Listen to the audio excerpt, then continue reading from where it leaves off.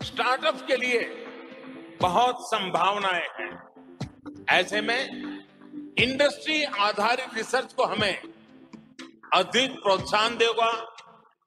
हर stake holder को के उसके बीच में संवाद को हमें विकसित करना होगा।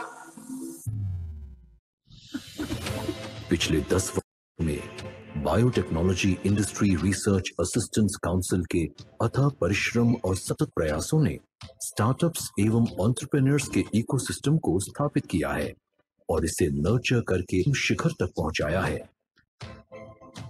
बायरैक के विभिन्न कार्यक्रमों और योजनाओं ने प्रोडक्ट डेवलपमेंट की कठिनाइयों को कम करने में अभूतपूर्व योगदान दिया है। इन सतत प्रयासों ने शुरुआती चरण में उत्पादों और प्रौद्योगिकियों को विकसित करने में महत्वपूर्ण भूमिका निभाई है।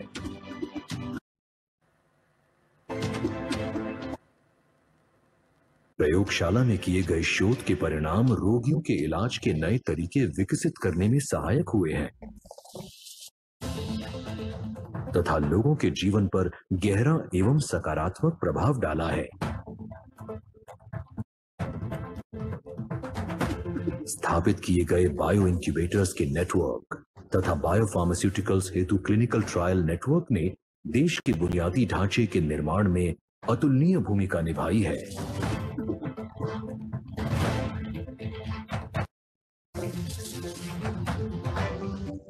डीबीटी ने अपने संस्थानों और बायरैक के साथ मिलकर कोविड-19 के खिलाफ राष्ट्रीय लड़ाई में अहम भूमिका निभाई है। बायरैक ने भारत के जैव प्रौद्योगिकी इकोसिस्टम को आत्मनिर्भर बनाया है।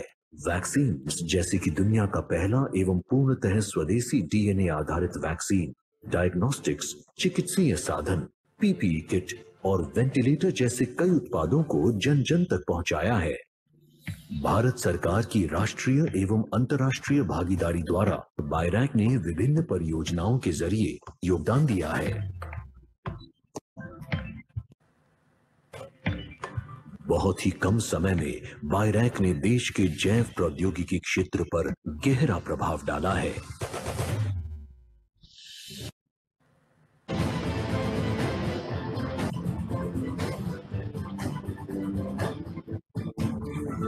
आगे आने वाले वर्षों में भारत को आत्मनिर्भर और वैज्ञानिक समाधानों में एक विश्व नेता बनाने के लिए बायरैक लगन से प्रयास कर रहा है और सदैव करता रहेगा।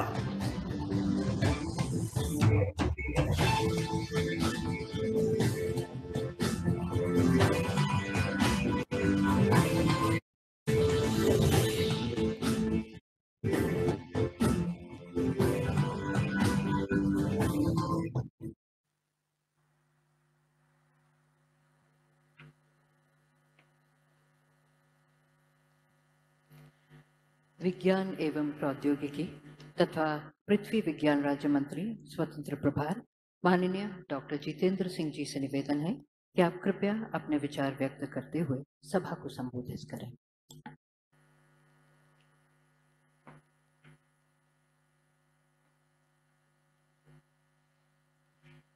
परम आदरणीय प्रधानमंत्री जी, वाणिज्य एवं उद्योग मंत्री श्री पीयूष गोयल जी, शिक्षा मंत्री श्री धर्मेंद्र प्रधान जी, बायोटेक्नोलॉजी विभाग में सचिव डॉक्टर राजेश गोखले जी, भारत सरकार में माननीय मंत्रीगण, उच्च अधिकारीगण तथा इस कार्यक्रम का प्रमुख आकर्षण बायोटेक्नोलॉजी से जुड़े हुए स्टार्टअप्स मित्र, सबसे पहले तो मुझे अपनी ओर से और बायोटेक्नोलॉजी विभाग की ओर से तहे दिल से आभार प्रकट करना है माननीय प्रधानमंत्री जी का।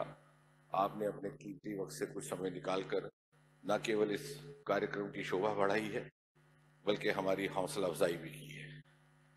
हमारे बीच में आपका रहना इसलिए भी महत्वपूर्ण है कि इस समय हिंदुस्तान में चल रही स्टार्टअप मूवमेंट का नाम आपके नाम से बहुत करीब से जुड़ा है। ये आप ही थे जिन्होंने लाल किले से startup India, stand up India का आह्वान किया और देखते ही देखते इस मुहिम ने गति पकड़ी। जहां 2014 में मात्र 300-400 स्टार्टअप्स हुआ करते थे, आज वो संख्या बढ़कर के 70,000 तक पहुंच गई। यूनिकॉर्न 100 क्रॉस कर गए और इकोसिस्टम स्टार्टअप में भारत तीसरे दर्जे पर उभर करके आया। प्रधानमंत्री जी, शुरू में स्टार्टअप्स की दुनिया में एक माइंडसेट ये रहता कि अधिकतर स्टार्टअप सीमित है आईटी तक, कम्युनिकेशन तक, लेकिन आपके निरंतर प्रयास और जिस प्रकार का आपने एनेबलिंग मिलियो उपलब्ध करवाया, उसके नतीजे के तौर पर बायोटेक्नोलॉजी, जिसे मोर और लेस शोध का विषय माना जाता था, रिसर्च का विषय, उसमें आज युवा अपनी रुचि दिखा रहे हैं। और इसका प्रमाण इन आंकड़ों से सिद्ध हो जाता है कि 2014 में सारे हिंदुस्तान में कुल मिलाकर के बायोटेक स्टार्टअप्स की संख्या मात्र 50 थी, और ये 50 की संख्या आज बढ़कर के 5,300 हो गई है, और उम्मीद है कि 2025 तक यही संख्या 10,000 का आंकड़ा पार कर जाएगी। इसी प्रकार बायो इनक्यूबेटर्स की संख्या सन 2014 में मात्र 6 थी, वो बढ़कर आज 76 हो चुकी है। जहां तक देश की बायो इकोनॉमी का संबंध है, इसकी वैल्यू 2014 में $10 बिलियन थी, आज ये 80 बिलियन क्रॉस कर चुकी है। भारत का बायोटेक इकोसिस्टम विश्व के पैरामीटर्स पर 12वें नंबर पर माना जाता है और इंडिया पैसिफिक में तीसरे नंबर। कोविड के दौरान जिस प्रकार आपने निरंतर देशवासियों को वैक्सीन के बारे में जागरूक कराया, उसका एक सुखद परिणाम यह हुआ कि आम मानस की भी बायोटेक्नोलॉजी में रुचि बढ़ने लगी। ये बायोटेक्नोलॉजी का ही विभाग था जहां डीएनए वैक्सीन का ट्रायल हुआ, और वर्तमान में इसी विभाग में नेजल वैक्सीन का भी ट्रायल हो रहा है। प्रधानमंत्री जी, भारत में स्टार्टअप्स की दृष्टि से 2 ऐसे सेक्टर थे जो शायद पर्याप्त तौर पर एक्सप्लोर नहीं थे। उनमें से एक था एग्रीकल्चर सेक्टर और दूसरा डेयरी सेक्टर। बायोटेक्नोलॉजी विभाग में और विराग के माध्यम से एग्रीटेक स्टार्टअप्स और डेयरी स्टार्टअप्स को प्रोत्साहन देने के लिए हर प्रकार की सहायता एवं सहयोग उपलब्ध करवाया जा रहा है। और इसी मंत्रालय की दूसरी एजेंसी CSIR ने अरोमा मिशन लॉन्च किया था, जो आज देश भर में पर्पल रेवोल्यूशन अथवा पर्पल क्रांति के रूप में लोकप्रिय हुआ है। जिन ने इसकी तरफ रुचि की है, उन्हें आमदनी का एक अच्छा जरिया भी प्राप्त हुआ है। हम ये जानते हैं कि भारत का भविष्य स्टार्टअप्स के साथ जुड़ा हुआ है, और इसलिए हमने नेक्स्ट लेवल स्टार्टअप्स के लिए काम प्रारंभ किया है, और वो रहेगा सस्टेनेबल स्टार्टअप्स। हमारा ये मानना है कि सस्टेनेबिलिटी के लिए अनिवार्य है कि स्टार्टअप को लाइवलीहुड के साथ लिंकेज किया जाए, और साथ ही साथ इंटेग्रेशन, सिनर्जिज्म, रिसर्च, स्टार्टअप और इंडस्ट्री का, और इंडस्ट्री मात्र पार्टनर के तौर पर काम ना करे, बल्कि इक्वल स्टेक होल्डर बने। हमने इस दिशा में एक प्रयोग प्रारंभ करते हुए टेक्नोलॉजी डेवलपमेंट बोर्ड की ओर से एक नया प्रोजेक्ट लॉन्च किया है, जिसमें भारत सरकार की ओर से और प्राइवेट पार्टनर की ओर से बराबर का निवेश रहेगा।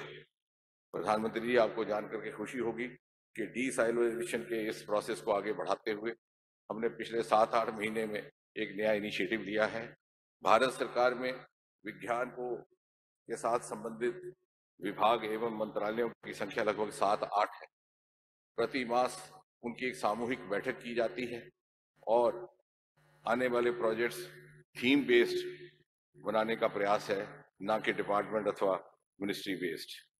मुझे विश्वास है आज से 25 वर्ष के बाद, अमृत काल से गुजर करके जब आजाद हिंदुस्तान अपनी 100वीं सालगिरह मनाएगा, तो यही स्टार्टअप्स गर्व से कह सकेंगे कि भारत को इस शिखर तक पहुंचाने में उनका भी योगदान रहा, that they were also the architects of Modi's New India। बहुत बहुत धन्यवाद।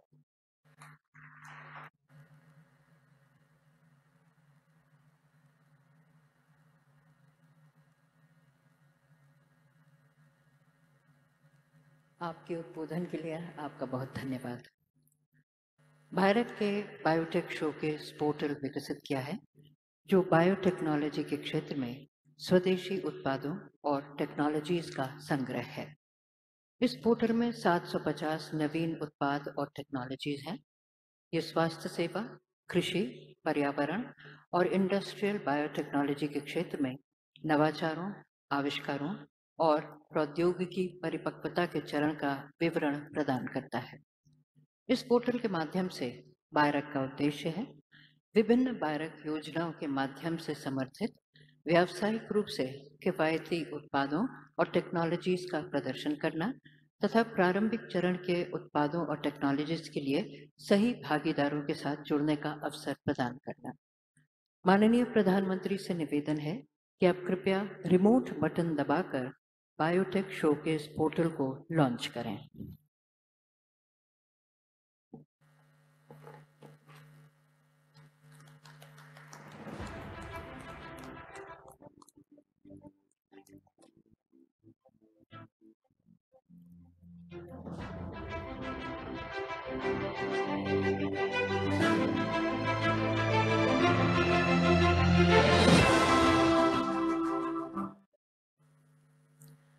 बायोटेक शोकेस पोर्टल लॉन्च करने के लिए हम माननीय प्रधानमंत्री को धन्यवाद देते हैं और उनसे निवेदन करते हैं कि आप कृपया मार्गदर्शन देते हुए आशीर्वचन दें।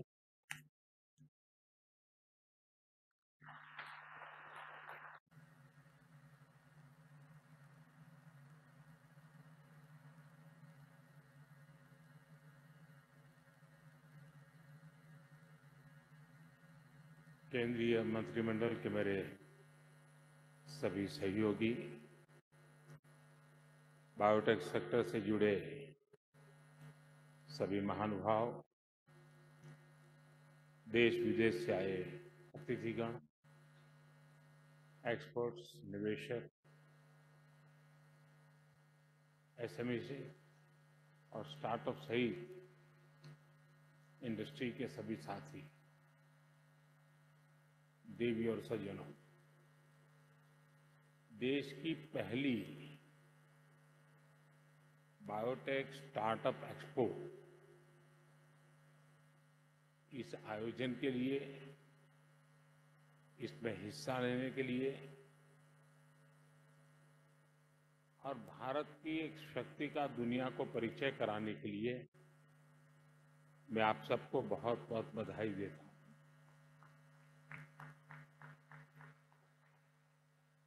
ये एक्सपो भारत के बायोटेक सेक्टर की एक्सपोनेंशियल जो ग्रोथ का प्रतिबिंब है। बीते 8 साल में भारत की बायो इकोनॉमी 8 गुना बढ़ गई है। 10 अरब डॉलर से 80 अरब डॉलर तक हम पहुंच चुके हैं। भारत बायोटेक के ग्लोबल इकोसिस्टम में टॉप 10 देशों की लीग में पहुंचने से ज्यादा दूर नहीं है। नए भारत की इस नई छलांग में biotechnology industry research assistance council यानी बायरेक की बड़ी भूमिका रही है। बीते वर्षों में भारत में बायो इकोनॉमी का, रिसर्च और इनोवेशन का जो अभूतपूर्व विस्तार हुआ है, उसमें बायरेक का अहम कंट्रीब्यूशन रहा है। मैं आप सभी को बायरेक के 10 वर्ष की इस सफल यात्रा के लिए, इस महत्वपूर्ण पड़ाव पर अनेक अनेक बधाई देता हूं।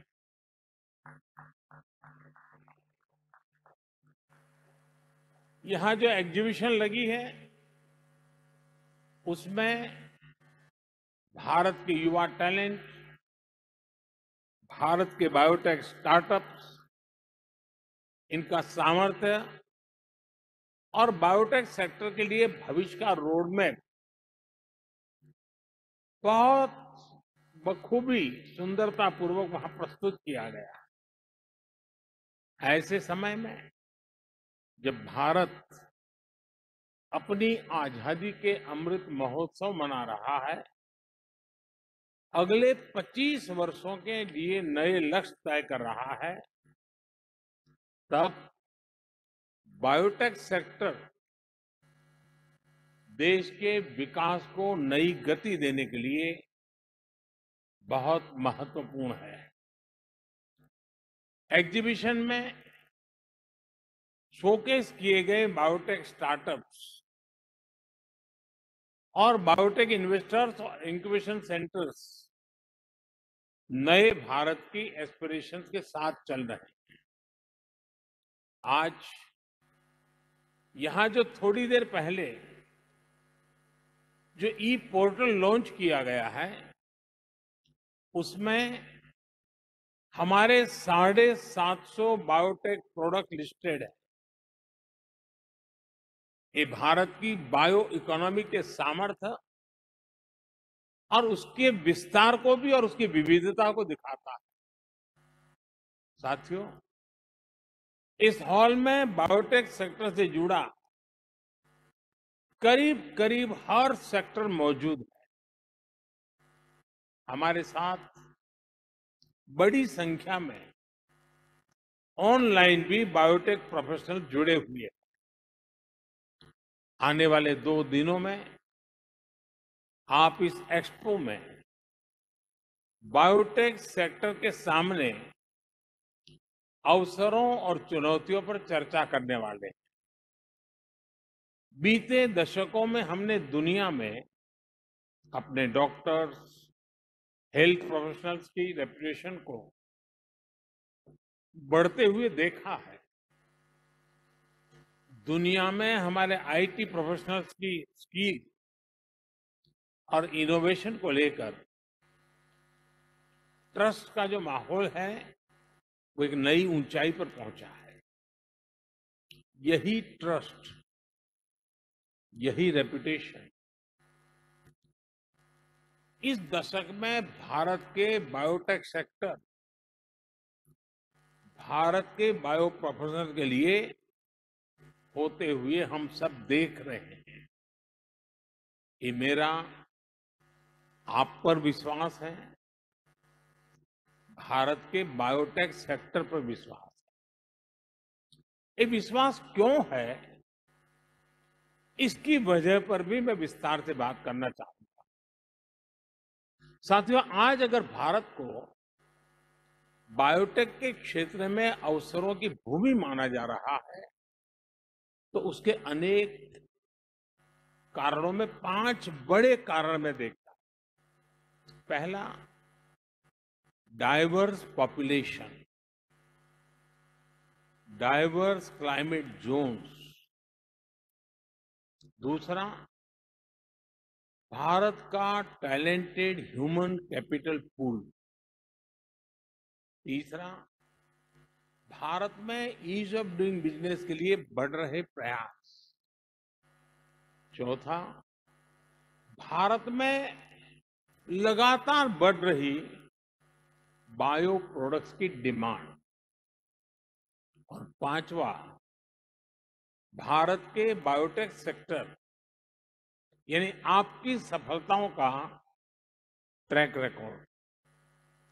ये पांचों फैक्टर्स मिलकर भारत की शक्ति को कई गुना बढ़ा देते हैं। साथियों, बीते 8 साल में सरकार ने देश की इस ताकत को बढ़ाने के लिए निरंतर काम किया है। हमने होलिस्टिक और होल ऑफ गवर्नमेंट अप्रोच पर बल दिया। जब मैं कहता हूं सबका साथ, सबका विकास, तो ये भारत के अलग अलग सेक्टर्स पर भी लागू होता है। एक समय था जब देश में ये सोच हावी हो गई थी कि कुछ ही सेक्टर्स को मजबूत किया जाता था, बाकी को अपने हाल पर छोड़ दिया जाता। हमने इस सोच को बदल दिया है, इस अप्रोच को बदल दिया है। आज के नए भारत में हर सेक्टर में उसके विकास से ही देश के विकास को गति मिलेगी। इसलिए हर सेक्टर का साथ, हर सेक्टर का विकास, ये आज देश की जरूरत है। इसलिए हम हर उस रास्ते को एक्सप्लोर कर रहे हैं जो हमारी ग्रोथ को मोमेंटम दे सकता है। सोच और अप्रोच में ये जो महत्वपूर्ण बदलाव आया है वो देश को नतीजे भी दे रहा है। हमने अपने मजबूत सर्विस सेक्टर पर फोकस किया तो सर्विस एक्सपोर्ट में $250 बिलियन का रिकॉर्ड बनाया। हमने गुड एक्सपोर्ट पर फोकस किया तो $420 बिलियन के प्रोडक्ट के एक्सपोर्ट का भी रिकॉर्ड बना दिया।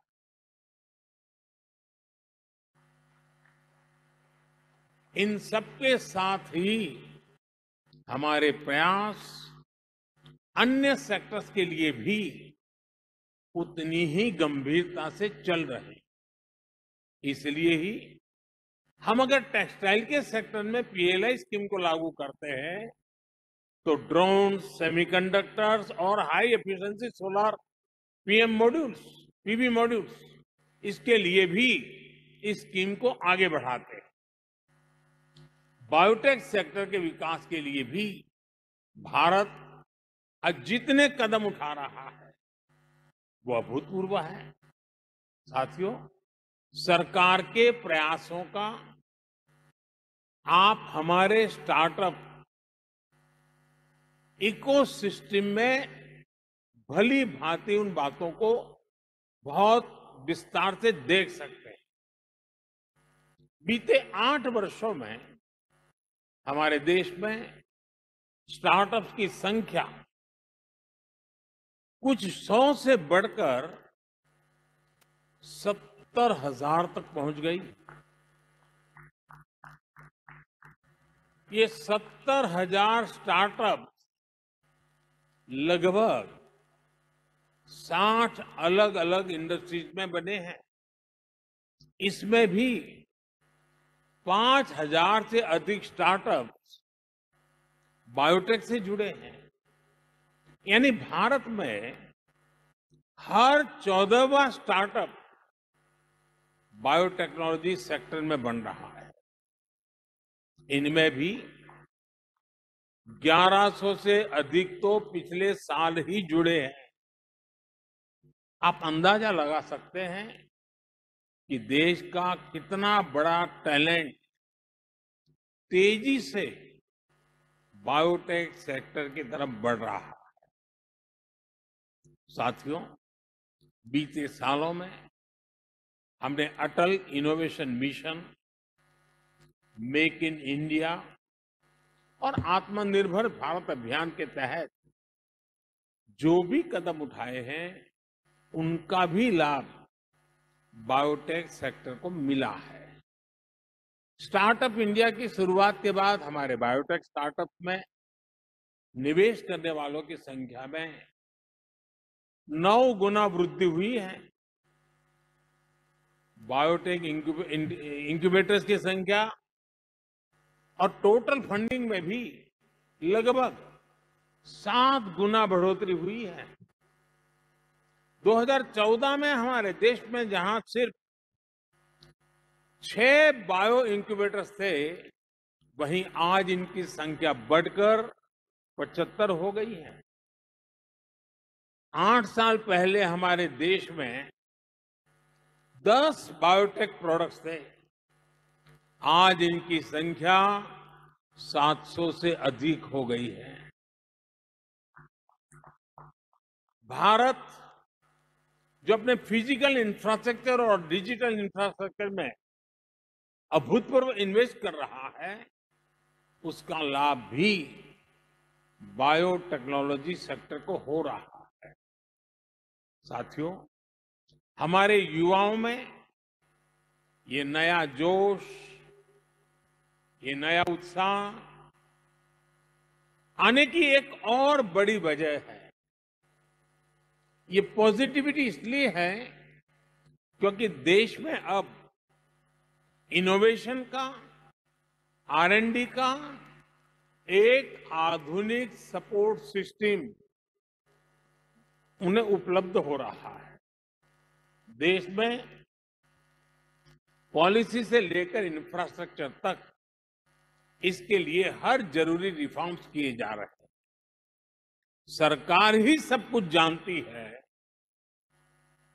सरकार की अकेली सब कुछ कर लेगी, इस कार्य संस्कृति को पीछे छोड़कर अब देश सबका प्रयास की भावना से आगे बढ़ रहा है। इसलिए भारत में आज अनेक नए इंटरफेस तैयार किए जा रहे हैं। बायरेक जैसे प्लेटफॉर्म्स को सशक्त किया जा रहा है। स्टार्टअप के लिए स्टार्टअप इंडिया अभियान हो, स्पेस सेक्टर के लिए इन स्पेस हो, डिफेंस स्टार्टअप के लिए आईडेक्स हो, सेमीकंडक्टर्स के लिए इंडियन सेमीकंडक्टर मिशन हो, युवाओं में इनोवेशन को प्रोत्साहित करने के लिए स्मार्ट इंडिया हैकेथॉन हो, ये बायोटेक स्टार्टअप एक्सपो हो, सबसे प्रयास की भावना को बढ़ाते हुए नए संस्थानों के माध्यम से सरकार इंडस्ट्री के बेस्ट माइंड्स को एक साथ एक प्लेटफॉर्म पर ला रही है। इसका देश को एक और बड़ा फायदा हो रहा है। रिसर्च और एकेडमिक, इससे देश को नए ब्रेक थ्रू मिलते हैं। जो रियल वर्ल्ड व्यू होता है उसमें इंडस्ट्री सहायता करती है और सरकार जरूरी पॉलिसी एनवायरनमेंट और जरूरी इंफ्रास्ट्रक्चर उपलब्ध कराती है।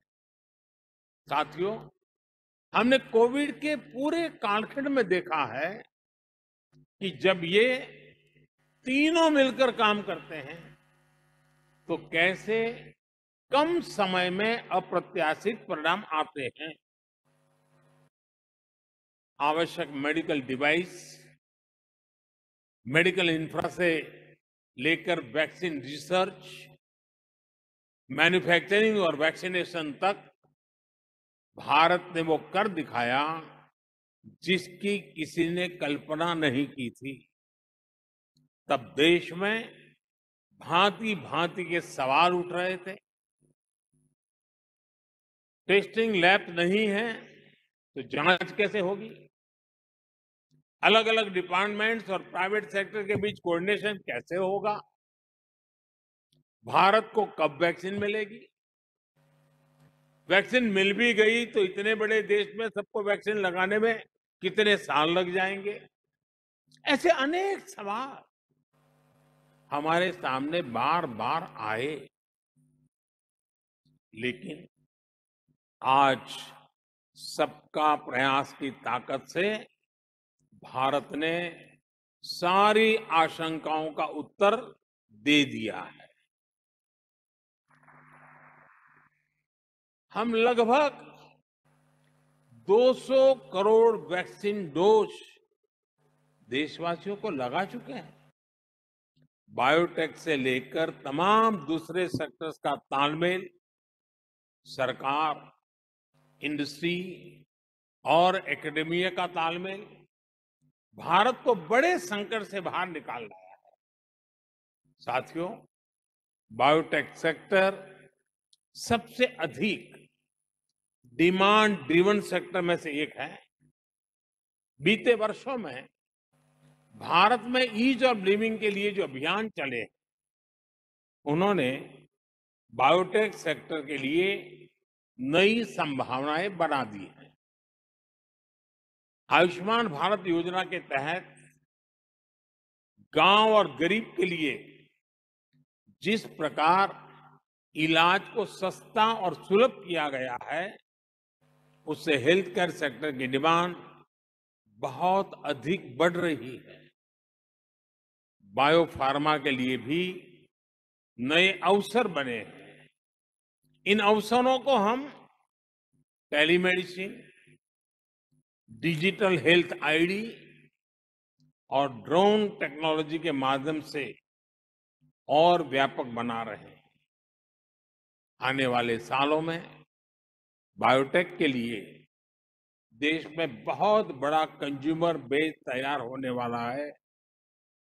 साथियों, फार्मा के साथ ही एग्रीकल्चर और एनर्जी सेक्टर में भारत जो बड़े परिवर्तन ला रहा है, वो भी बायो सेक्टर के लिए नई उम्मीद जगा रही है। केमिकल फ्री खेती को बढ़ावा देने के लिए भारत में आज बायो फर्टिलाइजर और ऑर्गेनिक फर्टिलाइजर को अभूतपूर्व प्रोत्साहन मिल रहा है। खेती और क्लाइमेट चेंज के असर को कम करने के लिए, कुपोषण को दूर करने के लिए बायो फोर्टिफाइड सीड्स को भी बढ़ावा दिया जा रहा है।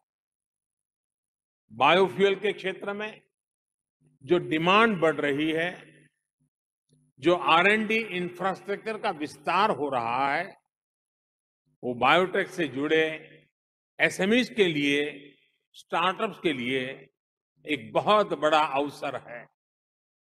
हाल में ही हमने पेट्रोल में इथेनॉल की 10% ब्लेंडिंग का टारगेट हासिल कर लिया।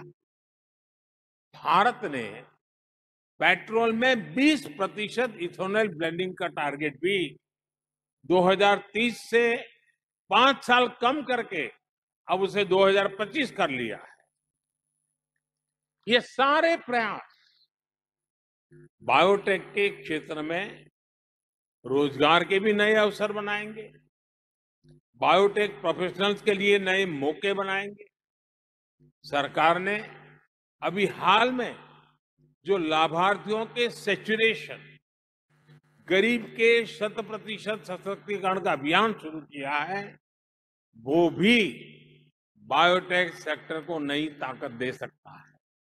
यानी बायोटेक सेक्टर की ग्रोथ के लिए अवसर ही अवसर है। भारत की जेनरिक दवाओं, भारत की वैक्सीनेशन, जो ट्रस्ट दुनिया में बनाया है, जितने बड़े लेवल पर हम काम कर सकते हैं, वो बायोटेक सेक्टर के लिए एक और बड़ा एडवांटेज है। मुझे विश्वास है आने वाले 2 दिनों में आप बायोटेक सेक्टर से जुड़ी हर संभावना पर विस्तार से चर्चा करेंगे। अभी बायोटेक ने अपने 10 साल पूरे किए हैं। मेरा ये भी आग्रह है कि जब बायोटेक अपने 25 साल पूरे करेगा, तो बायोटेक सेक्टर किस ऊंचाई पर होगा, उसके लिए अपने लक्ष्यों और एक्शनेबल पॉइंट्स पर अभी से काम करना चाहिए। इस शानदार आयोजन के लिए देश की युवा पीढ़ी को इस क्षेत्र में आकर्षित करने के लिए और देश के कौशल को दुनिया के सामने पूरे सामर्थ्य के साथ प्रस्तुत करने के लिए मैं आप सबको बहुत बहुत बधाई देता हूं, बहुत बहुत शुभकामनाएं देता हूं। बहुत बहुत धन्यवाद।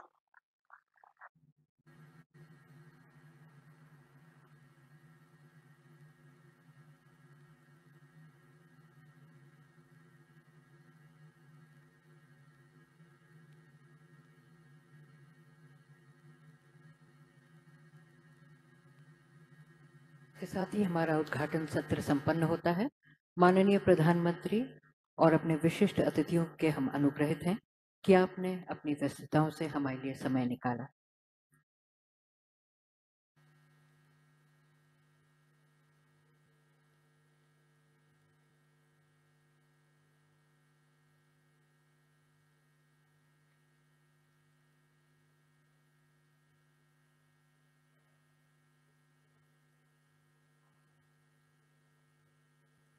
आपसे निवेदन है थोड़ी देर और अपने स्थानों पर ही रहें।